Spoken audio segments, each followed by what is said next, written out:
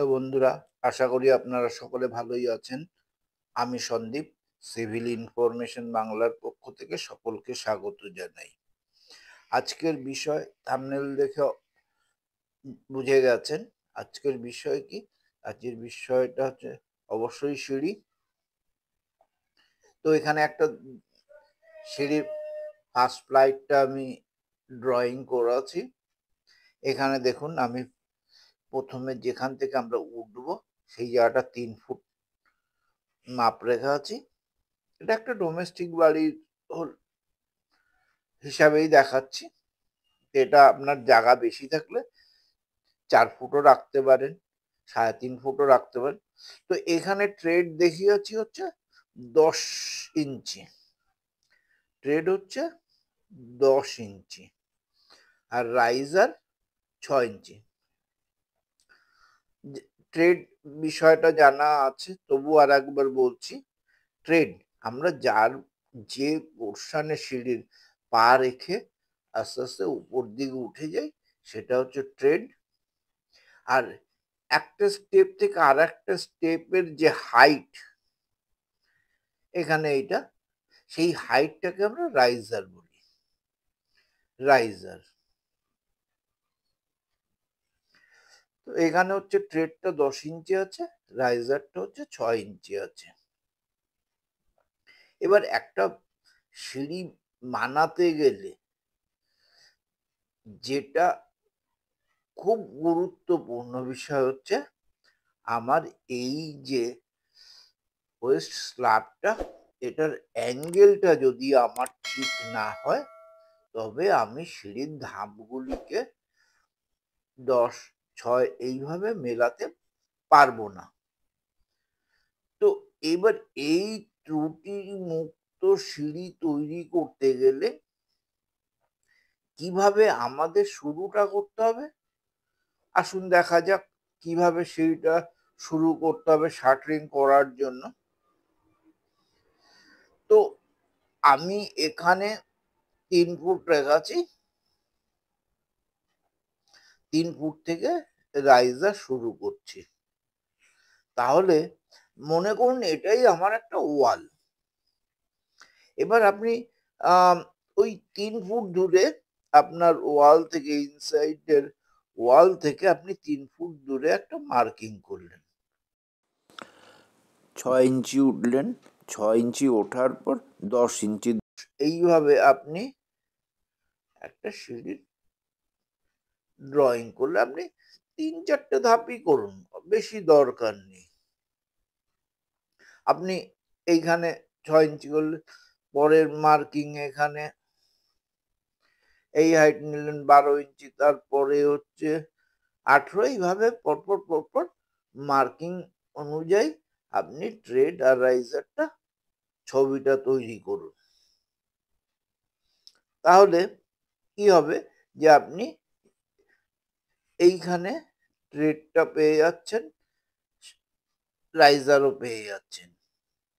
এবার এই ট্রেড আর রাইজারের junction position থেকে, হ্যাঁ, আমরা যেহেতু ওয়েস্ট স্ল্যাবটা সাধারণভাবে 4 ইঞ্চি, 5 ইঞ্চি বা প্রয়োজন অনুযায়ী আরো বেশি আমরা করি। তো আপনি এখানে যদি 4 ইঞ্চি করতে চান, ফিতে দিয়ে 4 ইঞ্চি মার্কিং করে নিন। তাহলে কি হবে যে আপনার ওই 4 ইঞ্চি থিকনেস আপনি সঠিকভাবে পেয়ে গেলেন। ঠিক এইখান থেকে 4 ইঞ্চি বরাবর একটা মার্কিং করবেন।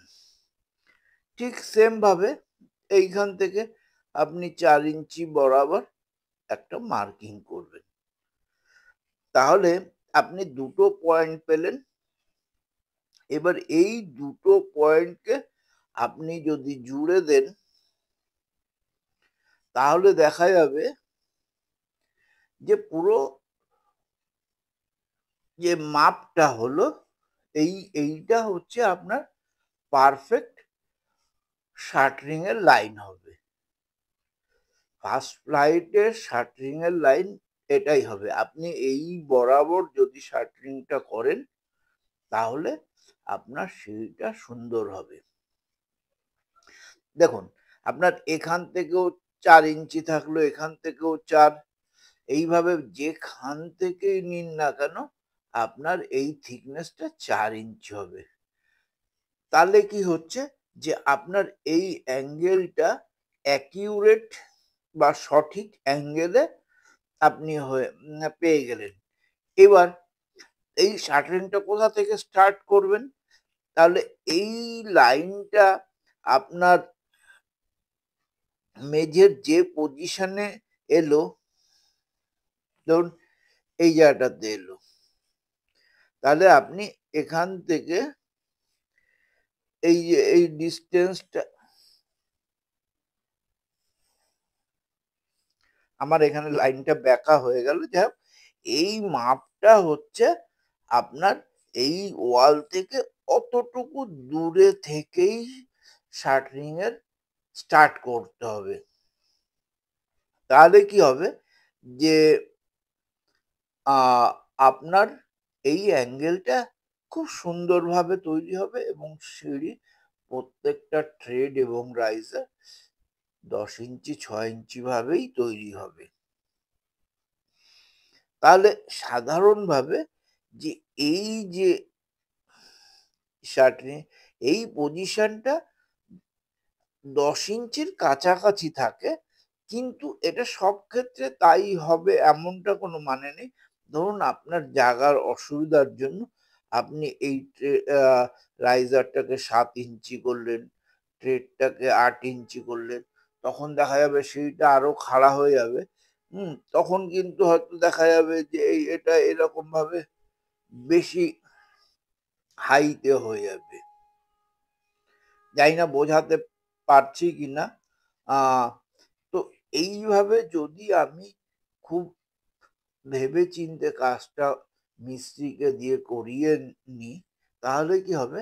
আমার বাড়ির সিঁড়িটা আর সমস্যা থাকবে না। সমস্যা মুক্ত একটা সিঁড়ি হবে। যে সিঁড়ি দিয়ে আমি খুব স্মুথ ভাবে ওঠা-নামা করতে পারবো। আশা করি বোঝা গেছে। যদি ভালো লাগে অবশ্যই লাইক করবেন, শেয়ার করবেন। চ্যানেলে ১ম বার হলে অবশ্যই সাবস্ক্রাইব করবেন। ধন্যবাদ ভিডিওটি পুরো দেখার জন্য।